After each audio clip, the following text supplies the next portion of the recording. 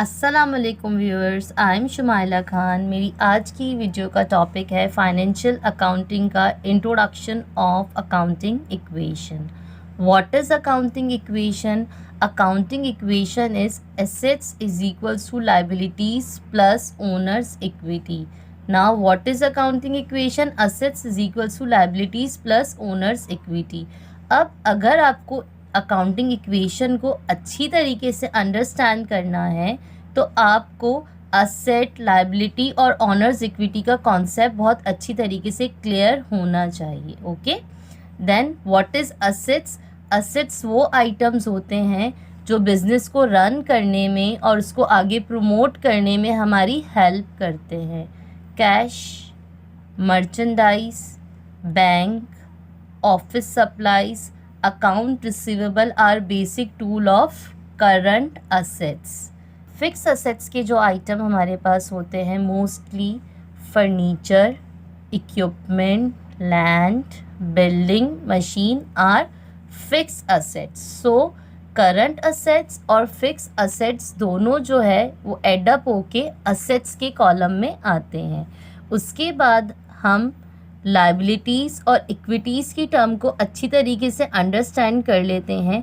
Liability जो होती है वो अकाउंट पेएबल मींस अगर हमने कोई चीज़ क्रेडिट या अकाउंट मींस उधार पे ख़रीदी है तो अकाउंट पेएबल होती है।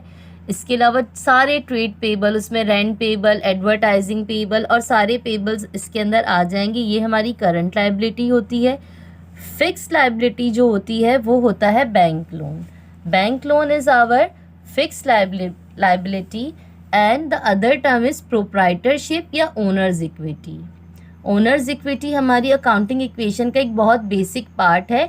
liabilities plus owners equity। Okay, so liabilities तो मैंने आपको बता दी कि वो फिक्स्ड भी होती है और करंट भी होती है, और देन proprietorship को हम owners equity भी बोलते हैं जिसके अंदर हमें पार्टनर्स का कैपिटल मेंशन करना होता है। अब by the help of one example मैं आपको ये एक्सप्लेन करूँगी कि assets is equals to liabilities plus owners equity यानी अकाउंटिंग इक्वेशन किस तरीके से ट्रांजेक्शन्स को अफेक्ट्स करती हैं।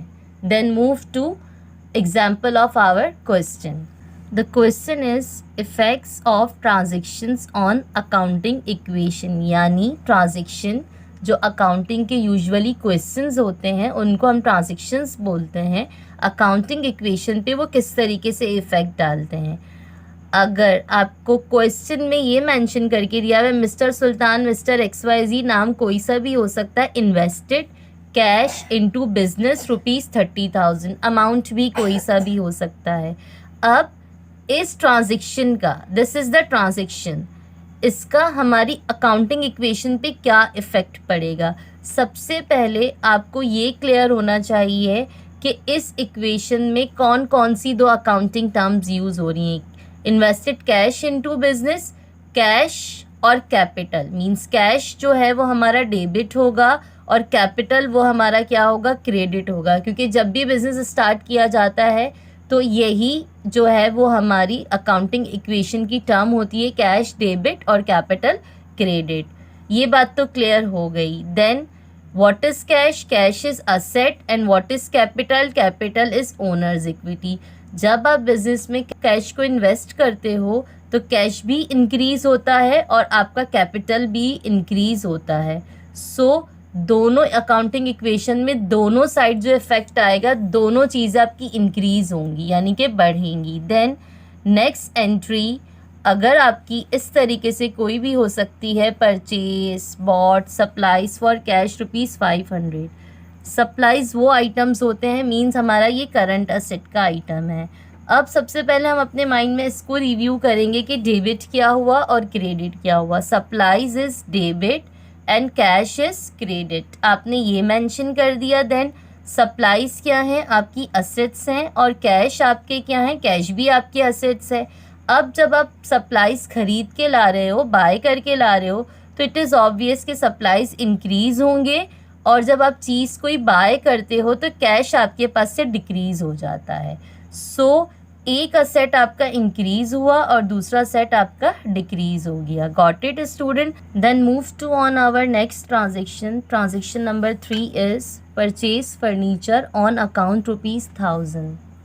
What is the meaning of account? Account means कि हमने कोई चीज़ उधार पे खरीदी है, क्रेडिट टर्म्स पे खरीदी है. So furniture is debit and account payable is credit. What is the meaning of account payable? कि अभी आपने कैश पे नहीं किया, आप बाद में कैश पे करोगे. तो furniture is our assets and account payable is our liability. अभी जब मैं आपको असेट्स और लाइबिलिटी एक्सप्लेन कर रही थी तो मैंने वहाँ आपको अकाउंट पेबल की टर्म एक्सप्लेन कर दी थी. फर्नीचर इंक्रीज़ हुआ और अकाउंट पेबल मींस अभी हमने पैसे नहीं दिए हैं, हमें देने, तो हमारी लाइबिलिटी भी इंक्रीज़ हो गई. Then move to next transaction. Transaction number 4 is paid salaries ₹200. So salary is our expense, salary expense debit और कैश क्रेडिट. सीधी टर्म्स में हमने सैलरी पे की है, सैलरी दी है, तो सैलरी एक्सपेंस डेबिट होगी और कैश हमारा क्या हो गया? क्रेडिट हो गया. अब सैलरी एक्सपेंस जो है वो हमारी इक्विटी है. इक्विटी में से हम सैलरी एक्सपेंस को डिक्रीज़ करते हैं. ठीक है, मीन्स हमने पे कर दी तो हमारी इक्विटी डिक्रीज़ हो गई. कैश हमारा असेट है और कैश भी हमारा डिक्रीज़ होगा, मींस हम पैसे अपने पास से लेस करेंगे. और सैलरी एक्सपेंसेस डेबिट और cash is credit. Then move to our next transaction.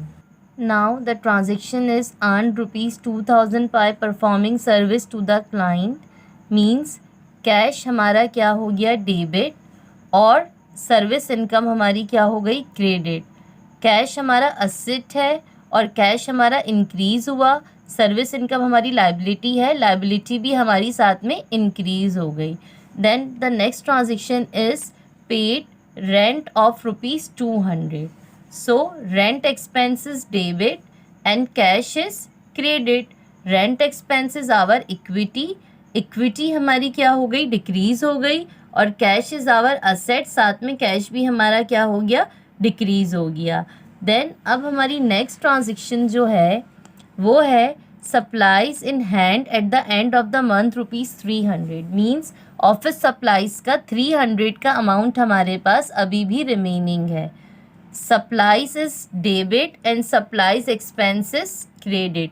Supplies हमारी असेट है और सप्लाई एक्सपेंस हमारी इक्विटी है, तो सप्लाइज भी हमारी डिक्रीज़ हो गई और सप्लाई एक्सपेंस भी हमारा डिक्रीज़ हो गया. आई होप आपको अकाउंटिंग इक्वेशन में जो ट्रांजेक्शन्स के इफ़ेक्ट्स थे वो अच्छी तरीके से अंडरस्टैंड हो गए होंगे. अब प्रैक्टिकली अगर हमें इस क्वेश्चन का जो है वो अकाउंटिंग इक्वेशन बनाना हो तो वो इंशाल्लाह मैं आपको अपनी नेक्स्ट वीडियो में जो है वो एक्सप्लेन कर दूंगी. Thank you. Kindly subscribe, like, share my channel.